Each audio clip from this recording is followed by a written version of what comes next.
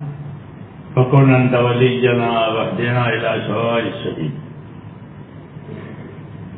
یہ حضور صلی اللہ علیہ وسلم کی دعائیں ہیں.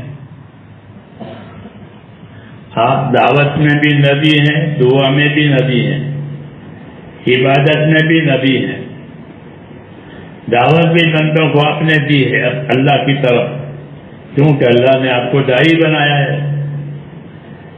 تو اللہ کے بندوں کو اللہ کی طرف دعوت دی ہے. پھر جب انہوں نے دعوت قبول کی ہے تو اب ان کا کیا حق ہو گیا؟ جیسے آپ نے کسی کو کھانا کھانے کی دعوت دی، انہوں نے دعوت قبول کر کے حاضری دے دی، تو کیا ہوگا کہ اب کھانا پیش کریں گے، مہمان کھانے میں بٹھا کر. جی ہاں، کیونکہ انہوں نے دعوت قبول کی، حاضری دے دی، تو اب ان کو کھانا پیش کیا جائے گا. تو ایسے ہی حضور صلی اللہ علیہ وسلم نے لوگوں کو دعوت دی کہ میں اللہ کا بھیجا ہوا رسول ہوں. اس کو اللہ نے نبی بنا کر کے بھیجا ہے. شروع میں آپ صلی اللہ علیہ وسلم اس طرح مکے میں گشت لگاتے تھے، چکر لگاتے تھے، من ینصرنی من یاوینی حتی ابلغ رسالت ربی ولہ الجنہ. ہے کوئی جو میرا ساتھ دے، ہے کوئی جو میری مدد کرے تاکہ میں اللہ کے پیغام کو بندوں تک پہنچاؤں، اور جو بندے قبول کریں ان کو جنت مل جائے. یہ ہوتا تھا، لیکن کوئی ساتھ نہیں دیتا تھا، لوگ ساتھ نہیں دیتے تھے، بلکہ طرح طرح کی باتیں کرتے تھے. اور یہی ہوتا ہے کہ ایک دم حق بات پھیل نہیں جاتی، بلکہ اس کے سامنے بہت سی رکاوٹیں ہوتی ہیں. ہاں، جب کام ہوتا ہے، محنت ہوتی ہے، تو پھر وہ رکاوٹیں دھیرے دھیرے ہٹتی ہے اور طبیعتیں اس کو لیتی ہے. اس لیے کہتے ہیں کہ حق کی رفتار دھیمی ہوتی ہے. جیسے درخت کا اگنا ہوتا ہے، درخت ایک دم اگ جاتا ہے کہ آج گٹلی ڈالی آج یہ اگ گیا، نہیں، عرصہ لگتا ہے اگنے میں. تو ایسے ہی کہ دین بھی ہے کہ اس کے پھیلنے میں یہ وقت لگتا ہے. ہاں، محنت لگتی ہے، توجہ دینی پڑتی ہے. ہاں، نوح علیہ السلام نے تو کتنے سال لگائے؟ 950 سال لگائے. کتنا لمبا عرصہ ہو گئے؟ 1000 میں 50 سال کم. تو اب پھیلتا تو ہے لیکن وہ محنت مانگے گا، جیسے درخت کی طرح سے کہ ہاں کہ اس کے پیچھے محنت کرے. ہاں، پھر وہ اپنے بنیادوں پر کھڑا ہو جائے تو پھر کوئی بات نہیں. تو ایسے ہی دین کا کام ہے کہ دین کے کام کو اپنی محنت دی جاتی ہے. ہاں، صحیح طریقہ لے کر کے غلط طریقے سے چلے تو اس کا کوئی اثر نہیں ہے. ہاں، صحیح طریقہ ہو اور اس کے ساتھ اپنی محنت و قربانی ہو تو پھر دل اس کو لیتے ہیں. جی ہاں، دل لیتے ہیں. جب دل لیں گے تو وہ ساتھ بھی دیں گے. حق کے اندر یہی بات ہے کہ حق جو چیز ہوتی ہے اس کو قلوب اور دل قبول کرتے. ہاں، اس لیے بونا ایسا بھی تو ہمارے نہ قلوبنا ونواسینا وجوارحنا بیدک، کہ ہمارے دل، ہماری پیشانیاں، ہمارے سارے اعضاء اللہ یہ آپ کے قبضے میں ہے، کسی کے قبضے میں نہیں ہے، آپ کے قبضے میں ہے. مالک بھی ہیں، قبضہ بھی ہے. ایک ہوتی ہے ملکیت، ایک ہوتا ہے قبضہ. ہاں، تو یہ کہا کہ ہماری یہ سب چیزیں آپ کے قبضے میں ہے.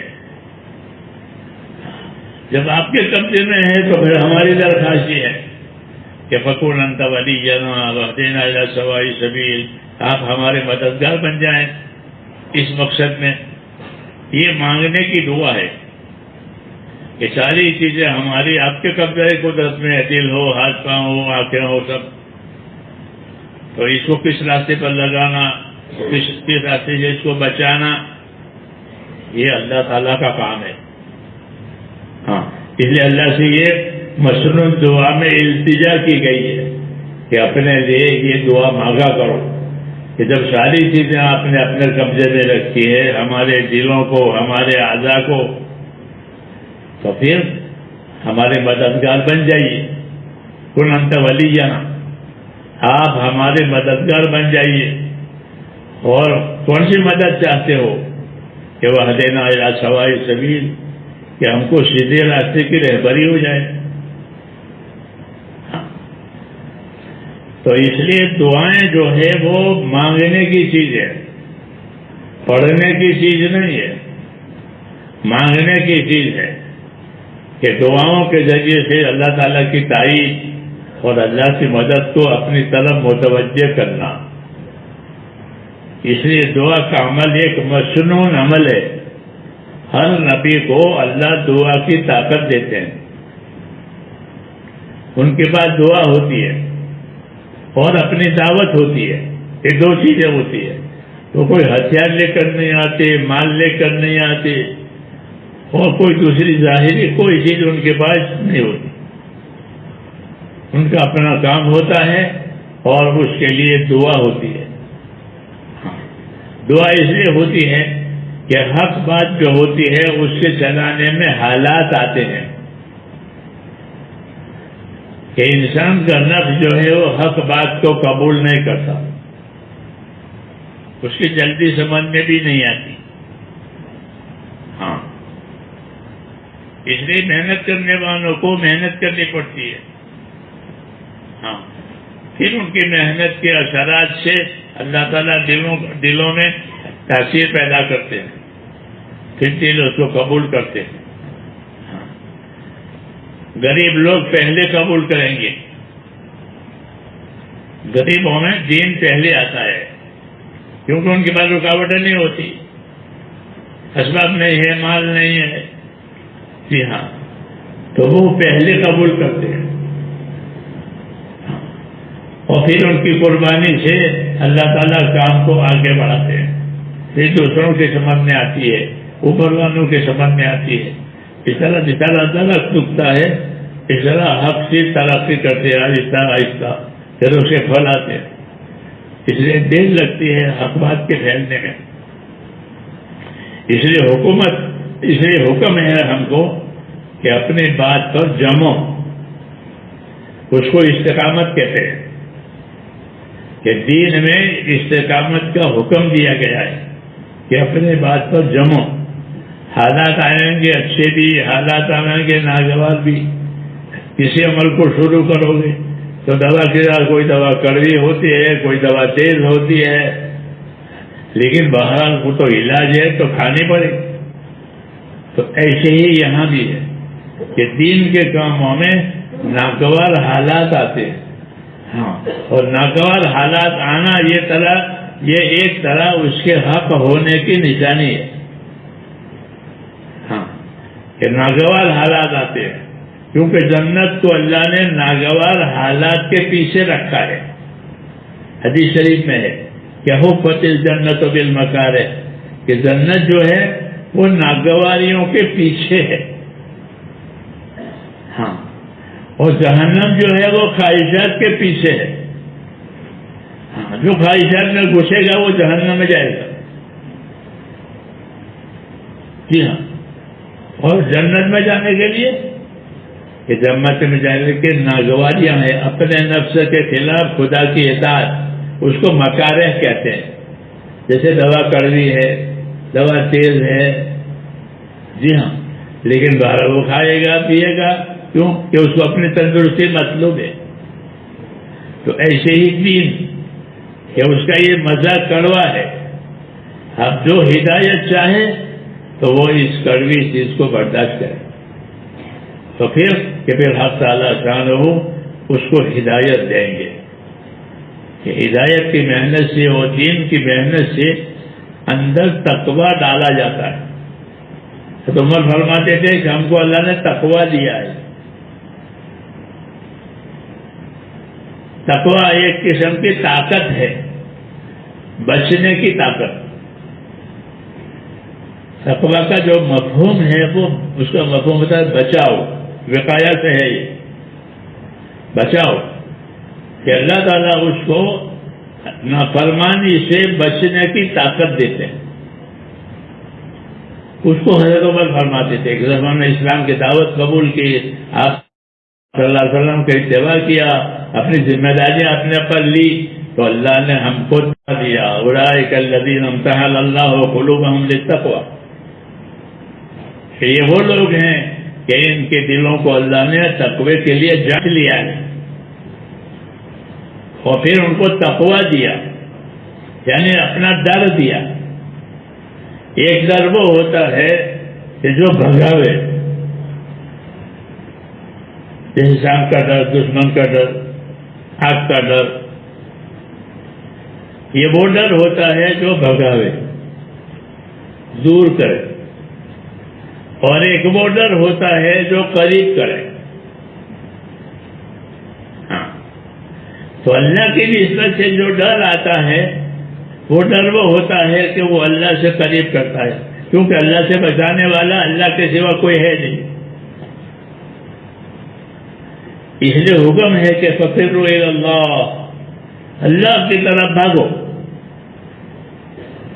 اللہ سے جا کر ملو اور اللہ کے حکموں سے اپنا تعلق پیدا کرو تاکہ اللہ کی مدد شامل حال ہو جائے. اس لیے اللہ کے عذاب سے بچنے کے لیے اللہ کی طرف بھاگنا ہے. ففروا الی اللہ انی لکم منہ نذیر مبین، تو میں تمہیں اللہ سے ڈراتا بھی ہوں لیکن اللہ کی طرف بھاگنے کی دعوت بھی دیتا ہوں. ہاں، یہ معاملہ ہے. اس لیے اللہ کی طرف بھاگنا ہے.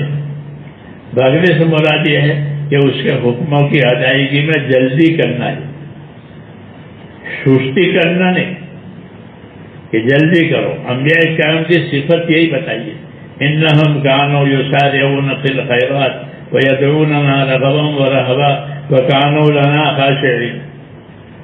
یہ انبیاء کی صفت ہے کہ یہ حضرات کہ نیکی کے کام میں جلدی کرتے.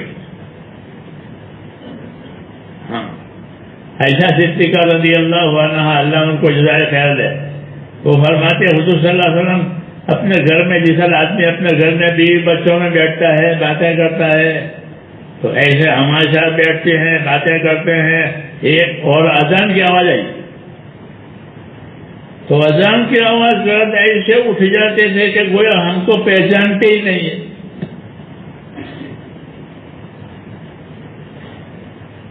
ہاں، یہ ان کا مزاج بتایا کہ انہم کانوا یسارعون فی الخیرات، کہ یہ حضرات خیر کے کاموں میں کیا کرتے تھے کہ جلدی کرتے تھے. وَيَدْعُونَنَا رَغَبًا وَرَهَبًا، اور پھر ہم کو پکارتے تھے، ہماری عبادت کرتے تھے. دو صفتوں کے ساتھ، ایک شوق کے ساتھ اور ایک خوف کے ساتھ. عبادت میں یہ دو چیزیں ہوتی ہیں. شوق سے اللہ کی عبادت کر، کیوں کہ اللہ نے بڑے بڑے وعدے کیے ہیں کہ تم کو یہ دیں گے اور یہ دیں گے اور یہ دیں گے. اصل عمل پر بھی دیتے ہیں اور اصل عمل تک پہنچنے کے جو وسائل اور ذریعے ہوتے ہیں اللہ اس پر بھی دیتے ہیں. مثلا نماز پر تو دینا ہے کیونکہ نماز تو اصل ہے، لیکن نماز کے لیے چلو گے تو کہ آپ کو چلنے پر بھی دیں گے. ہاں، جتنے دور سے آؤ گے اتنے دور سے دیں گے. نماز کا انتظار کرو گے تو کہ آپ کو انتظار پر بھی دیں گے کہ نماز کے انتظار میں بیٹھے. مسجد میں جھاڑو دیں گے تو کہ مسجد کے جھاڑو دینے پر بھی دیں گے. مسجد بناؤ گے تو مسجد بنانے پر بھی دیں گے. غرض نماز کی وجہ سے جو بھی کچھ کیا جائے گا وہ دیں گے. للوسائل حکم المقاصد، ایک کلیہ ہے فقہا کے ہاں کہ اصل مقصد تو نماز ہے. اللہ نے نماز قائم کرنے کا حکم دیا ہے، لیکن نماز قائم کرنے کے لیے یہ جتنی چیزیں اختیار کرے گا تو سب پر دیں گے، وضو پر بھی دیں گے، وضو پر بھی دیں گے۔ جی ہاں، وضو جو ہے وہ نماز کی چابی ہے، اس کے بغیر نماز کا دروازہ ہی نہیں کھولے گا، تاکہ کے بغیر۔ ہاں، تو وضو پر بھی دیں گے۔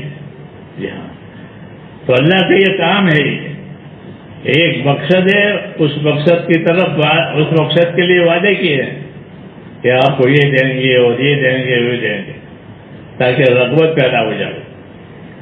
تو لوگوں میں اللہ کی طرف رغبت پیدا کرانا، تاکہ وہ شوق سے کام کرے، ہاں، بہت سمجھ کر نہیں۔ یہ مولانا جی صاحب یہ کہتے تھے کہ لوگوں کو فضائل کا علم جاننا اول ضروری ہے، مسائل بعد میں، مسائل بعد میں۔ مسائل کہتے ہیں طریقوں کو، یہ طریقے تو بعد میں سمجھیں گے، پہلے اپنے کام کی قیمت تو سمجھے کہ مجھ کو کیا ملنے والا ہے۔ جب دیکھے کہ مجھے یہ ملنے والا ہے تو وہ پوچھے گا کہ پھر اسے کرنے کا کیا طریقہ ہے۔ جی ہاں، اس لیے فضائل کا علم فرماتے تھے مقدم ہے، ہم کو بھی فضائل جاننے چاہیے، فضائل جان کر کے پھر اس کا طریقہ معلوم کر کے عمل کرے، یہ ہوا پورا کام۔ کیا ہوا؟ یہ پورا کام ہوا، ایک عمل ہے، اس کی فضیلت جانی ہے، اور یہ فلاں عمل ہے کہ اس کا کیا طریقہ ہے، کہ اس کا یہ طریقہ ہے۔ طریقہ جاننا، اس کی ترتیب سمجھنا، تو ترتیب، نیت، طریقہ، یہ عمل کو صحیح کرنے کے لیے ضروری ہے۔ نہیں تو دیکھا دیکھی کرتے ہیں لوگ،